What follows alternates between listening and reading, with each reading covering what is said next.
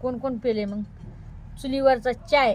हा अद्रक अद्रक लसणामध्ये अद्रक टाकली आहे, इलायची टाकली आहे, छानपैकी दूध वगैरे मस्तपैकी. आणि गावाकडं कसं आहे माहिती आहे का तुम्हाला एक गोष्ट सांगायची म्हणजे सवसान झाली 5 वाजले की सगळं अंगण वगैरे झाडायचं आहे बघा. अंगण वगैरे सगळं झाडलं इथून तिथून. अंगण वगैरे झाडलं की चुलीतली राख काढायची आणि सगळ्यात पहिले चाय करायची. चाय झाली तिथून पुढं आपला बेत. तर असं काही आपलं दररोजचं हे राहते, नियोजन राहते गावाकडं, आहे की नाही. आता जे तुम्ही शहराकडे राहतात तुम्ही हे वातावरण नाही बघू शकत आहे, पण गावाकडचं वातावरण हे खरंच खूप छान राहतं आहे. आणि खरंच मला पहिल्यापासून मला असं गावाकडलंच आवडत आहे. की वाटतं आहे की गावाचं निसर्ग वगैरे हे खूप छान आहे.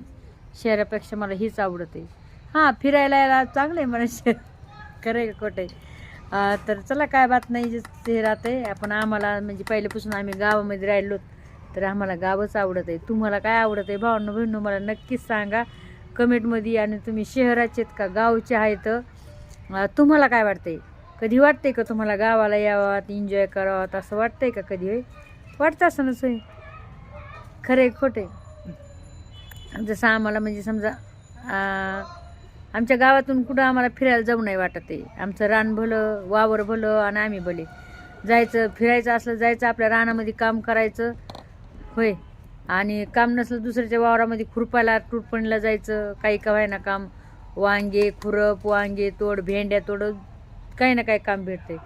तर असं काही हे राहते त्याच्यामुळं कुठं फिरायला हेच नाही भेटत, टाईमच नाही भेटत. भरपूर मला भाऊ बहीणमध्ये सांगितलं या फिरायला इकडं तिकडं, पण काय करू सांगा होय वेळच नाही भेटत. तर या चहा प्यायला मस्तपैकी आणि टाका एक कमेंट. लव यू सगळ्यांना, टेक केअर, काळजी घ्या.